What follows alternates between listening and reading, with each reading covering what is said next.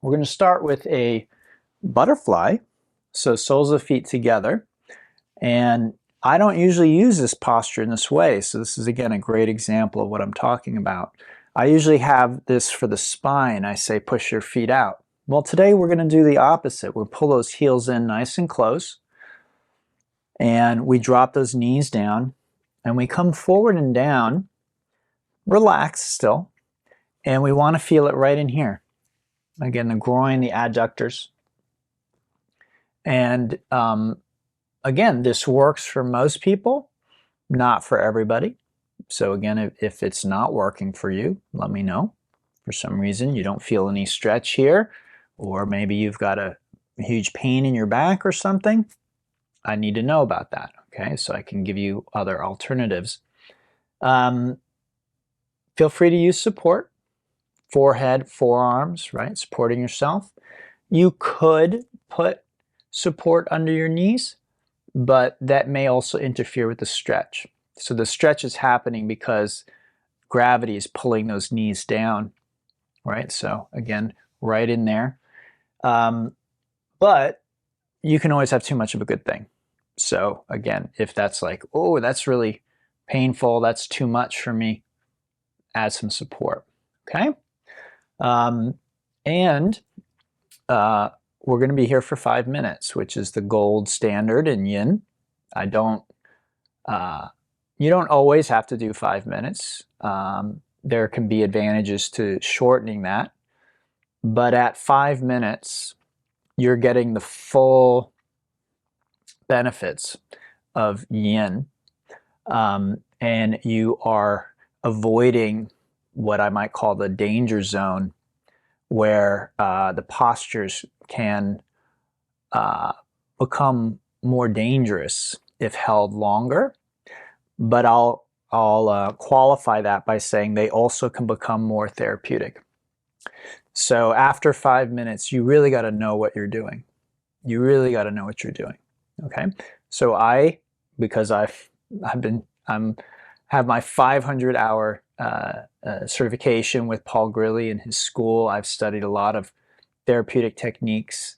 I'm not a yoga therapist, not a certified yoga therapist, but even though Yoga Alliance would prefer I not say it, yoga tends to be very therapeutic just inherently. So I'm not diagnosing anything. I'm not saying I'm a therapist. I'm not telling you that, you should use yoga in any particular way for therapy, but just in general, yoga can be very therapeutic.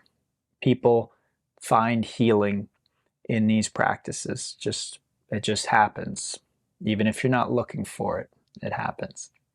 So I use yin yoga therapeutically on my body. I'm almost 50 now, and so certainly when I was in my 20s and 30s, rarely any kind of pains or problems that wouldn't just quickly go away on their own. As I get a little older, I find that very often I need to help my body with the healing process, and yin is a big part of that for me. And as I've mentioned before, and I think I mentioned it in a talk I did last week that's up on my YouTube and Patreon if you want to check it out, talk about that a lot of times with healing and spiritual growth, it's a combination of doing everything that you can do on your own, as well as being willing to seek out help. So that's the kind of magic formula that I've come across for healing. So, if I hurt myself and I say, well, I'm going to go to the doctor and the doctor's going to fix me, you're just relying on someone else. Or again, if I'm I feel like I have a spiritual crisis and I say, well, I'm going to go to my guru is going to fix it for me. Again, I'm just relying on someone else. On the other hand, Americans especially, I think, are susceptible to this. I don't need anyone else. I'm going to do it all on my own. So, I know some people who are very resistant to seeking help from others to listening to advice from others. They say, no, I know how to fix it. I know what I'm doing. I don't, so again, the magic formula I've found, and this works, maybe only for me, but I'm just sharing it with you, is I do everything I can do, right, to heal and to be whole, to take care of myself. But then there will be key times when I need someone else's help. Oh, I forgot my singing bowl here. So let's go ahead and transition to the next posture. I'll grab it here in a second. So probably want to turn sideways for this one. This is a dragonfly. Many people sit up on something. The feet do not need to flex or point in any particular direction. The one thing you really want to check for is this. If you feel like you're being pulled backward, the way I like to describe it is if you fell asleep, right? If I fell asleep right now, I would just stay here. But some people who are doing this, if they fell asleep, they would fall backward. So we don't want that, okay? So coming forward, the stretches again here in the inside of the thighs, the groin. Let me go grab that singing bowl.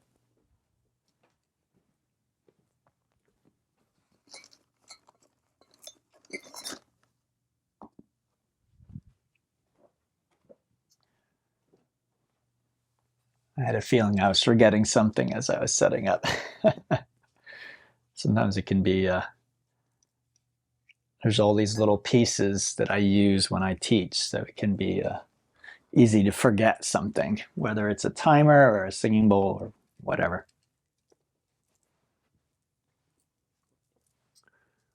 Okay, so we come forward and down. So again, everything I share with you guys are things that generally I use in my life, the things that I found valuable. And, as I like to tell everybody, we're all different, and I'm not suggesting that what works for me will definitely work for you.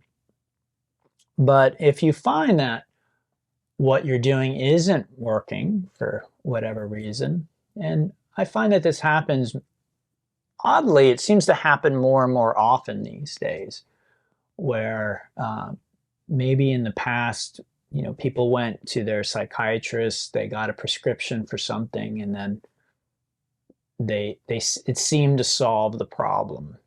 I find, I don't know what it is about this day and age, but more and more people seem to be running up against the limits of the old systems and structures that have been in play for a long time. So, 10 years ago, you felt depressed, you went to your psychiatrist, they gave you something, and it seemed to solve all the problems. Now, today, it seems like people, they do the same thing, but then they find that something still doesn't seem right for them. And again, I'm just sharing what other people have shared with me. Same with things like back surgery, right? Back surgery these days is highly in question, whether it even is worth trying it, because it so often is not successful. So if you have excruciating chronic back pain, people are starting to look at other avenues for healing that and coping with that and dealing with that. So that's where things like yoga and holistic healing, sometimes what's called alternative medicine, that's where these things come in. And I'm certainly not I don't really want to be anti anything, to be honest, but Western medicine, in my view, has its place. What my opinion or my feeling with it, and this is shared by people I know in Western medicine. So again, usually when I share my opinion and my experience, it's not just mine. Again, it may not work for you. You may not agree. That's perfectly fine. We're human beings. We disagree about things. We have different experiences. But when I share these things with you, I do want to be clear that usually I will not share something that is just my opinion. If I'm the only one who thinks something, then I might just keep that to myself because I'm not sure it's going to be helpful for other people. But when I find other people are in agreement, especially people who maybe know more than me, so people who are in the medical field, right, the Western medical industry and system, and they say the same thing I'm saying, or they think the same thing I think, well, then I'm going to give that, my opinion, a little more credence. I'm going to give it a little more weight. So my feeling, and again, the feeling of others who are in the medical profession, is a lot of times the Western tools are overused, and they're used in instances where they actually aren't that effective. That maybe a chiropractic adjustment would actually do more for you, but your doctor isn't going to refer you to a chiropractor because the doctor doesn't have any experience with it and doesn't know, right? Or maybe an acupuncture treatment would serve you better. But again, your doctor has no experience with acupuncture, doesn't have anyone to refer you to, and maybe even has a bias because of maybe the way they were trained, or their teachers in medicine gave them a negative bias against holistic or Eastern medicine or alternative medicine, right? All right, let's go ahead and come on up from there, and we'll relax back and rebound for a few moments.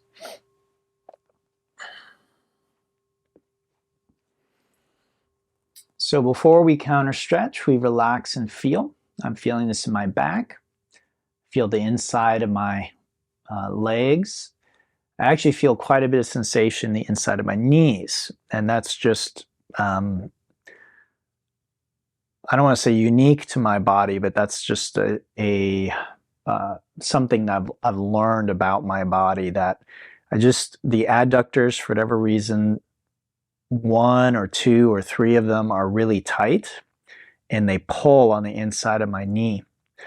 Now, I've been doing this long enough that I know that pulling is within the range of what's safe for me. So if I were to injure myself doing this, I would have done it a long time ago.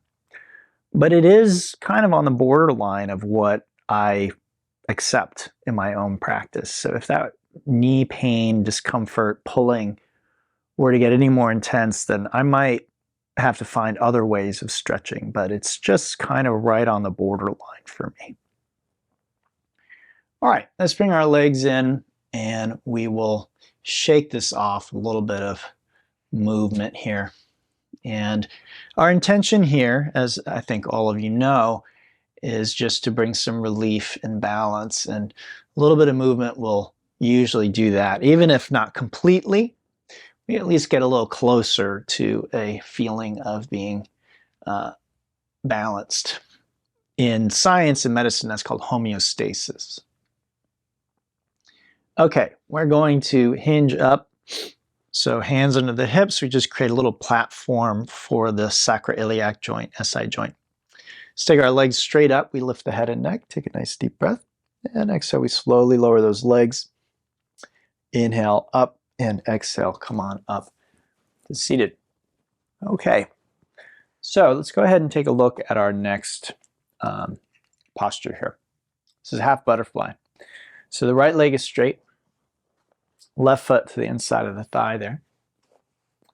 And then we let the upper body relax as we come forward and down. We want to feel stretch here in the back of our right thigh. Those are our hamstrings. In the first posture, we were stretching the adductors, the inside of the thigh. And now we are targeting the back of the thigh. Okay. So again, I need to make sure I feel that, make sure I feel safe with what I'm doing. And try, you can't know for certain, but try and gauge is the level of intensity, one that you will be able to hold for 5 minutes. If the intensity is too much, then you're going to use some support to ease off just enough so that you'll be able to hold the stretch. Okay, that's what we would like here. Otherwise, you're squirming, you're coming in and out of the pose. You're in it for a minute and then you come out and then come back and come out. That is going to interfere with the physiological effects of what's happening here, what we would like to create. So again, I can't see what's going on behind the camera there. So please keep that in mind.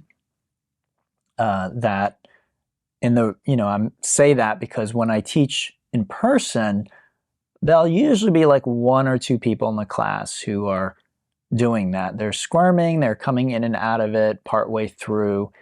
And so they just may not realize that, and it's fine if you really feel like you need to do that. So, it's not the end of the world. It's okay. If you have an injury or something is really intense, something's going on with your body, then yeah, you come out of the pose. But I'll say this, that really should, if that's the case, that really should only probably happen in 1 or maybe at most 2 of the poses. Unless you're really, really, damaged, you've got like a lot of stuff going on with your body, in which case maybe doing this practice today is not a good idea. I don't know. It can be. This, again, can be part of a healing path.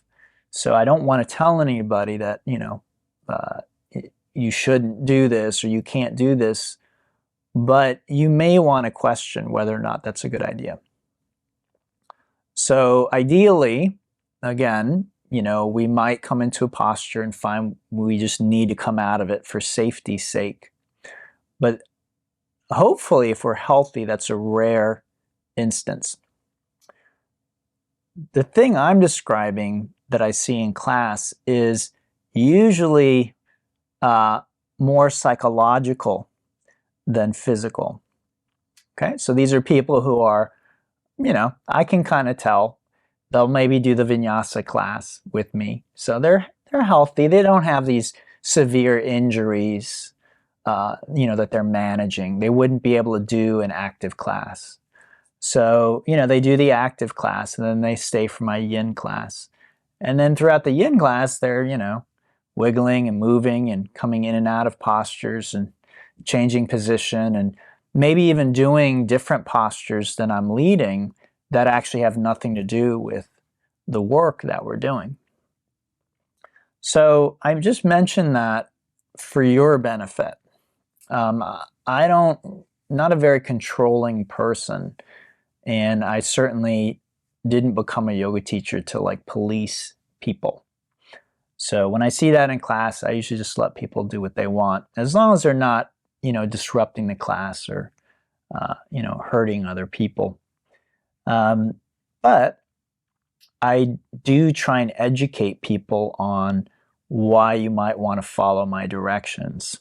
So, if you know what to do on your own and you know what you want to do and what you like and you feel confident that you know what's safe and not safe, and then, you just practice at home on your own. You don't need a video. You don't need to go to a yoga class. You just do your own thing.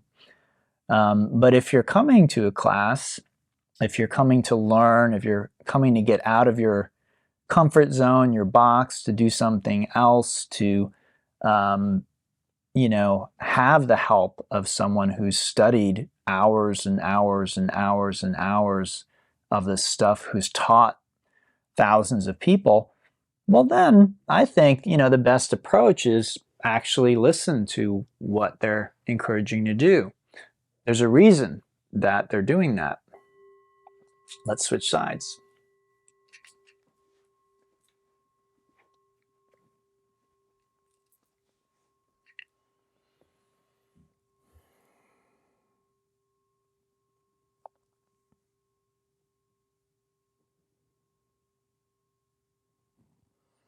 Okay, so back of the left thigh here. So this relates a little bit back with what I was saying earlier about, sort of relying on ourselves and also being willing to ask for help from others. It's a balance thing. That's what I find. That it's again this teaching of yin and yang, of the two opposites. So I think a lot of us, we mentally want to choose a side. Uh, you know, oh, I'm self-reliant. I don't need anyone's help. I don't listen to anybody. I'm a, maverick. I'm a black sheep. I do my own thing. So you go to a yoga class, and instead of trying out what the teacher is suggesting, learning something new, trying something different, getting, again, out of your comfort zone. Like, you might know what you like, but then again, why are you in a yoga class? If you know what you like, then just do what you like at home on your own. So again, this is a phenomenon I've actually seen in classes before, where people, I'm talking quite literally, and I'm again talking about my own experience, and I know other teachers have this experience as well.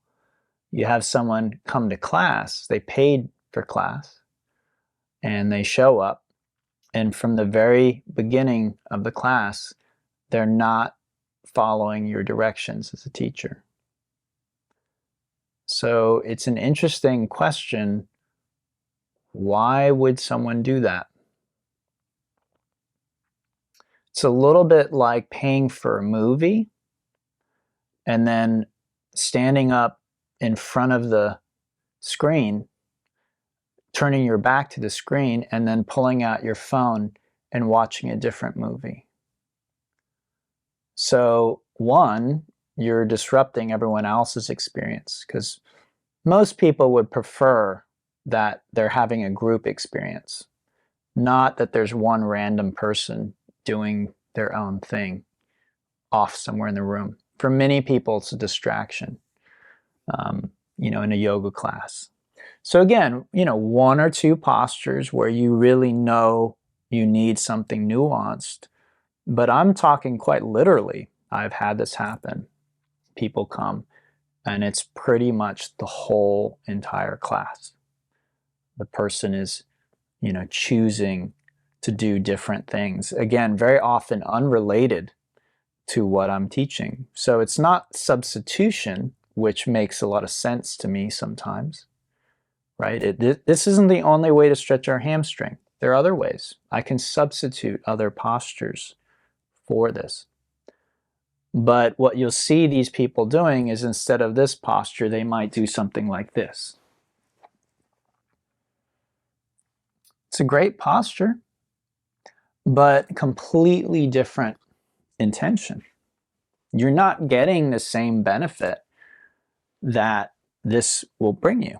And here's why that's important. Because at least in my classes, especially in the flow classes, and that's usually where I see this happening, more so than the yin. It's more in the flow classes. What these people may not realize is I'm building up toward a peak posture or peak postures. So that means this stretch is designed to prepare you for something we're going to do later. It's not just random. So again, this is the sort of danger, if you will, of just, well, I choose what I like. Well, that's fine, but then you're not preparing yourself, preparing your body for what we're doing later. Now again, if these people would choose intelligently and they were like, well, this is a hamstring stretch and I don't like that one, so I'm going to choose a different hamstring stretch, or that hurts me, so I'm going to do a different thing. That's one thing, but that's not what I see happening. So it's an interesting question. Why would someone do that? What is the motivation for paying for a class and doing a class and then not trying or doing, more than a handful of things that the teacher's actually instructing. And so again, I think it has more to do with your headspace, the way you're viewing your reality and what's going on. Not, oh, I'm injured, so I can't do any of this. Again, who with a lot of injuries goes to do a flow class? Additionally, these people are usually choosing what they consider to be harder postures. That's usually what I see. They're doing things like jumping up into handstands and doing all kinds of things that they see as extremes. So again, maybe it's an exhibitionist thing, wanting to be seen as being advanced or doing hard things. I honestly don't know. It's an interesting question for me. And again, I've seen it more than once.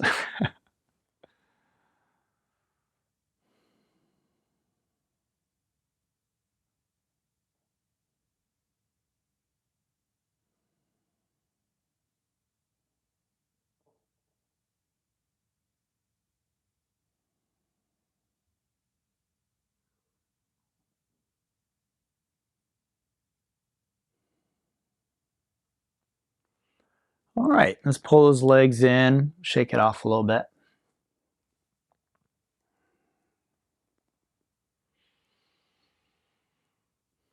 And here is one of the areas where the sequence will deviate from what I might normally do. And again, that can be a good or bad thing, just depending on our body type. So this is a posture that I use it, but I maybe don't use it as often as some of the other choices. Okay, it's not that it's bad or anything wrong with it, just the way that I sequence, I like changing body position. If you may have noticed, like in this sequence, we've already done a lot of forward folding. So normally here I would choose something that's not another forward fold. But again, let's change it up. Maybe there's a benefit to doing that. So that's what we're going to do today. So in a basic position, we just have our legs crossed and we fold forward. And we want to feel stretch here. For many people that works. For some it's not enough, in which case you stack the right shin over the left and come forward. So it's not a lotus, it's not a half lotus. It's what traditionally we call a fire log. So again, shins are stacked, not like this, not with the knees pointing out, but shins stacked, okay? So that's one option. Or one of a few. And then finally you can do this, which is shoelace. Same stretch right here is where we're targeting. And then we come into the stretch nice and relaxed. So again, is it wrong or bad to do 3 forward folds in a row? Absolutely not. You can do a whole class of forward folds. Again, just my sensibility and kind of the way that I think, I would usually sequence for a little more variety here so that we're doing other things. In yoga, generally, energetically, forward folds are introvertive. They sort of take us into ourselves. They calm us down. They ground us. All good things. Again, none of that is bad. Again, the question we want to ask is how much of a good thing do we want? Again, when you understand the principle of yin and yang, you understand that life takes place between those two extremes. There's no absolute yin, there's no absolute yang. And you can have too much of either.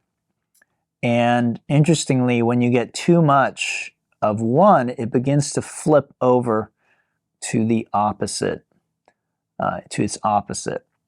And you see this show up in all kinds of places, in Ayurveda, in yogic teaching, in Taoist, teaching, in Chinese medicine. If something is taken to its extreme, it begins to kind of take on the qualities of its opposite. So So worth keeping in mind, at a certain point, how many cups of coffee can we have? And then what can happen is you have one too many and you begin to experience adrenal fatigue, right? Where your adrenals are just tapped out and you actually start to feel really lethargic and tired. And then you might reach for another cup of coffee and it's not going to solve that problem. And then if you're having coffee later in the day, it actually can start to interfere with your sleep. Even though you might actually fall asleep, you just don't sleep very deeply. And then you wake up the next day and you feel sluggish and tired. So you reach for the coffee again and off you go, right? So again, forward folding, doing 3 in a row, it's not normally what I would do. But as I said right at the beginning, in some instances, this might be exactly what we need. This might be the perfect sequence for us. So again, this is one of the reasons why I like variety.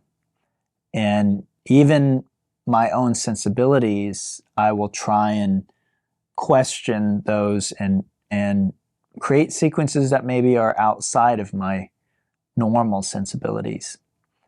Because most people that practice with me regularly. So as I said, if I were only able to teach you one hip opening class, one hip opening sequence, that's it, this wouldn't be it.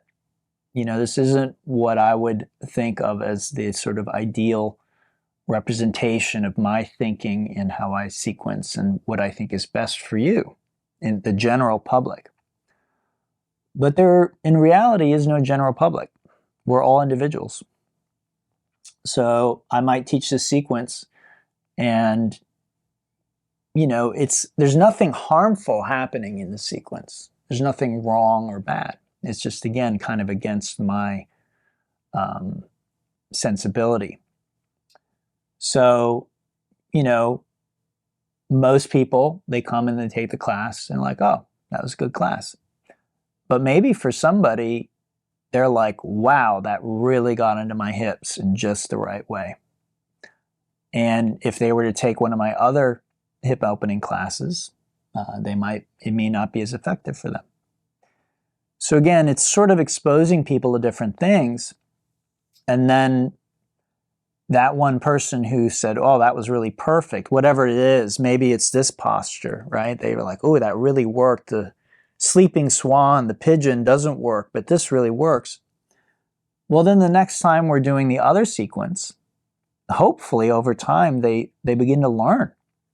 And they might say, I'm going to substitute this for that sleeping swan or pigeon. Again, intelligent substitutions, I love it when I see my students doing that. When they've studied with me long enough, they know what they need. They know how to modify the postures to give them what they need. I love that, right? That's not the same thing as what I was talking about before, which is, I don't know, some people say kind of disrespectful thing. Again, it's like going to a movie and then paying for the movie, showing up, and then turning your back to the screen and then bringing out your own little, phone, putting in some headphones and doing your own thing.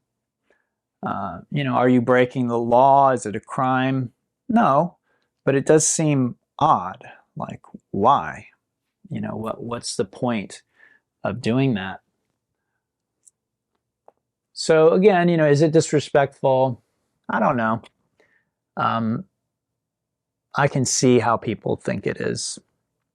Again, it's a little bit like, showing up in a classroom, because we do call yoga studios, classrooms, teachers, students.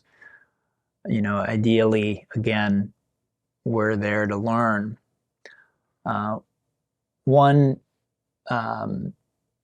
A friend of mine who's a yoga teacher gave me this huge course on manifestation and success. This was many years ago, maybe as many as 10 years ago. And it had some interesting things in it, things that I'd never heard before. And it also emphasized certain points that I thought were interesting. I'm not like this is a whole kind of like a community of people who follow this teacher and, try and manifest, huge successful life. I'm interested in success as much as the next person, but I'm just not going to put that much energy into it. I'm also not going to follow, somebody that closely, I guess, But anyway, one of the things that they talked about was teachability, which I really liked. It's an interesting thing. And I have no way of verifying this because I don't have access to studies or whatnot. But he said the biggest indicator of success is teachability. So, what is teachability? Again, it relates a little bit with what I was saying earlier, that if I already know everything, if I already have my mind made up, then I can't learn anything new, right? There's a Zen story called Your Cup is Full. And it's about a university professor who wants to learn Zen. So he finds a Zen master and gets invited to tea. And when he shows up, he just starts talking. He studied all the Buddhist scriptures and he knows everything there is to know about Buddhism from an intellectual perspective. So the Zen master's listening to all this, and most Zen masters, especially when someone starts to talk a lot, they might be very quiet, just listening. And he makes tea, and then he starts pouring tea into the professor's cup. And he pours and pours, and eventually it overflows, and it starts overflowing, and tea begins spilling all over the table and then onto the professor's lap. And the professor is still talking for a minute, and then he stops and he says, stop, it's over full, no more will go in. And the Zen master very calmly says, you are like this cup. How can I show you Zen if your cup is already full?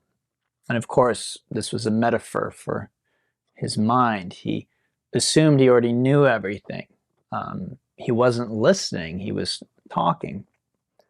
And so I sometimes use this story and this idea of teachability when I train teachers. I do a yin yoga teacher training, and it's very important. If I already think I know everything to know about yin and yoga and what's right and what's wrong, then there really isn't room for anything new. And this is how many of us as human beings are. We lack curiosity. We lack openness. We assume we've already got it all figured out. And from my perspective, this actually causes us a lot of suffering, unnecessary suffering for ourselves and those around us. So I always try and encourage students, and I try and do this myself, which is to be open to new ideas, be open to different perspectives, be open to learning something and trying something new, something different. Okay, let's unwind from there. Take a short break, and then we have one more posture. And thankfully, in a sense, it's not a forward bend. Okay, so we're going to get away from that for a minute. Again, nothing wrong with forward bends, nothing wrong with grounding, nothing wrong with, being drawn inward, introspection, all of that. Very, very valuable. But the opposite is also valuable. And it just depends on where we are, what we need. Okay, let's pull those legs in, shake it off a bit. And then we hinge up. Again, the hinge is very yang, so it's, again, a good counterbalance. Switch gears. Okay, right leg, fold that back. Okay, toes can point back or out to the side. I can pad the foot and ankle as necessary. All right, so put a little roll blanket underneath there. The knee hurts.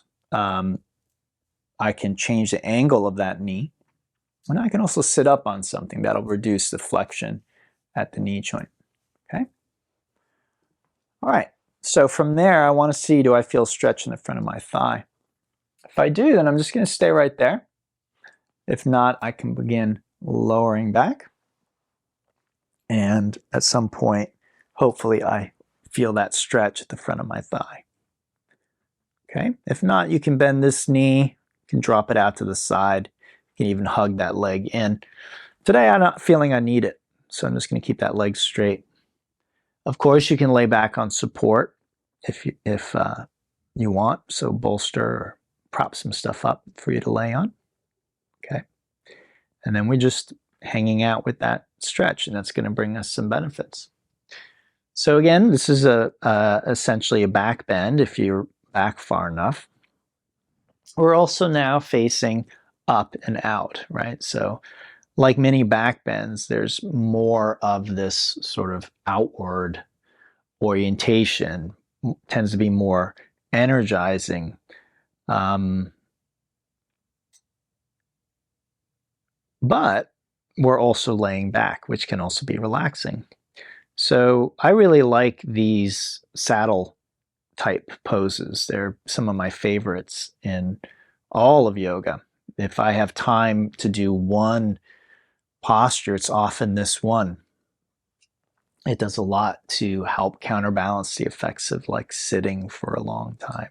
Okay, so it can be very, very therapeutic on many levels.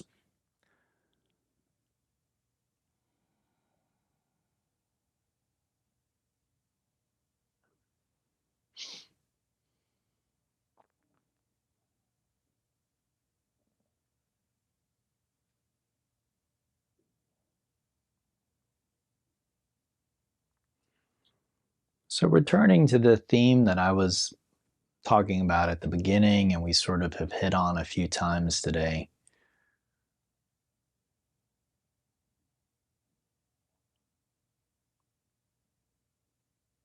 There is this sort of tension, this yin-yang tension of trusting oneself and one's knowledge and one's experience, right? Versus, again, being open and trusting another and learning from another. And this is what I was talking about right at the beginning, in terms of healing, in terms of growing, that I find that there's a balance there when we are in right relationship with healing, with spiritual learning.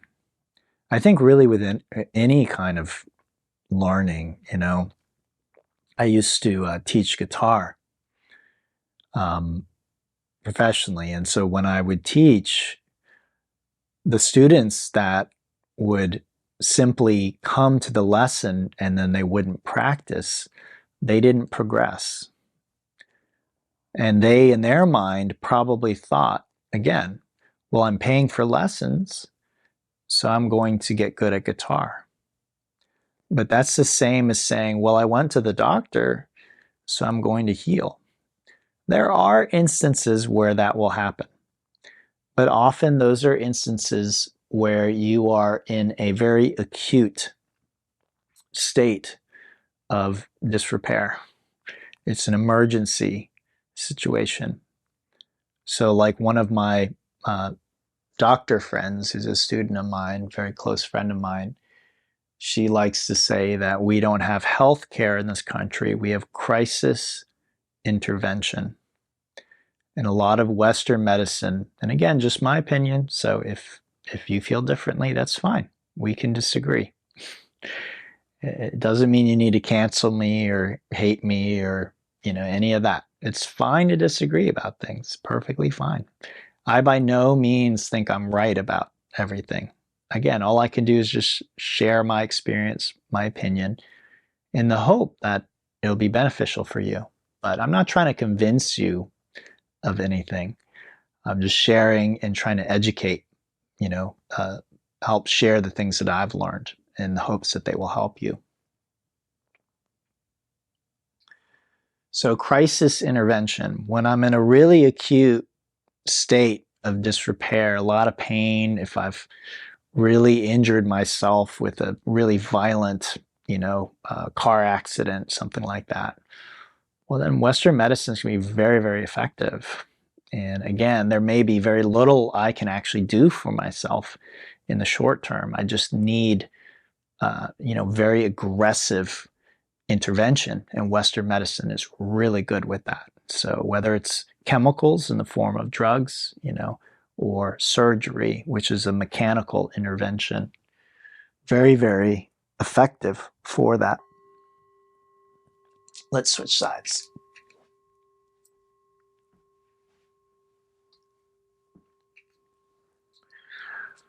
Where Western medicine tends to fall short, and many of you have heard me say this in the past, and again, just my opinion, so there will be other people who disagree, and that's fine, and you might be one of those people, and you can listen to whoever you want. And again, I could ultimately be wrong about this, but so far I have no reason for thinking I'm wrong about it. And as I said, I have friends and students who are in the medical profession who actually agree with these statements. So again, this is not just me. This isn't some rogue thought that I had that I haven't vetted at all, haven't, discussed with others. So, where Western medicine often seems to fall short is, again, the health care, taking care of your health. In the West, I know me growing up, I sort of thought, I don't need to do anything. I just live my life. I eat what I want. I do what I want. I sleep when I want. And if something goes wrong, I go to the doctor and she fixes it, right? I think many of us have this relationship with health. I do whatever I want. I live however I want. And if something goes wrong, I go to the doctor and she fixes it. Well, in this ancient wisdom that yoga comes from, that's not going to work. Your body requires certain inputs and certain stimulus and certain things just to function properly. So the idea that I'm going to eat whatever I want, whenever I want, however much I want, I'm going to move when I want, and if I don't want to move, I'm not going to. And, I'm going to do whatever I want. This sort of idea that we've grown up with, at least again, I'm speaking for myself here. I certainly grew up more or less with that idea that I can just, if I didn't like exercise, I just didn't have to. Maybe I knew it was good for me, but what does that even mean? I'm not overweight, so I'm not going to exercise, right? This kind of thinking. Well, it doesn't matter if you're overweight or not. When I was younger, I experienced a lot of difficulty with anxiety and depression. Well, exercise is great for those things, but I didn't know that. And I was very much an introvert and sort of an indoor type of kid and person. Everything I like to do was indoors. Computers, music, art, drawing, reading, studying philosophy, all these things. These are things you generally do indoors. Things like football, team sports, didn't like it. I was very fast, so I was on the track team for a while, but I didn't like running. I was just fast. There really wasn't any kind of sport that really, grabbed me. I liked riding my bike, and I liked being outdoors in the woods and, like walking around or hiking in the woods. So those are two, exercises that I liked, but I didn't like them because they were exercise. I just liked riding my bike around, right? Being mobile. And I liked, hiking around, being in nature. So again, I didn't know, and I don't think it was common knowledge at that time that exercise actually helped regulate your mood. Now we know that. So if you battle with depression and slipping into, anxiety, depression, things like that, one simple thing you can try is start walking more, start exercising more, get out, get your heart rate up, sweat. And again, get a little bit uncomfortable in the short term. But then maybe what you'll find long term is those bouts of depression, they either lessen or they maybe stop completely. Now, again, why? Because you're taking care of your health, which has more to do with lifestyle, and what you do regularly has less to do with some extreme thing like taking a pill or getting a surgery or, talking with a psychiatrist or something like that. I'm not saying those things aren't necessary at times, but if you aren't taking care of your health, then those things are only going to help to a degree. They're not really likely to solve the problem long term. And so, as I mentioned earlier, this is where I feel like many people are with their health and happiness in this country is the things that they've been doing, going to the doctor, going to the psychiatrist, whatever it is, that those things, for whatever reason, for many people seem to not be working as well as they used to. For whatever reason, I don't know why. And so many people are opening their minds and being willing to try other things like yoga. And many people are finding that it works for them. And so there's a reason why these things have been around for many years, thousands of years really, and that they're moving across cultures, right? It's spreading throughout the world because human beings like to share things that are effective and that work for them. All right, let's bring our legs in, give them one last shake out here.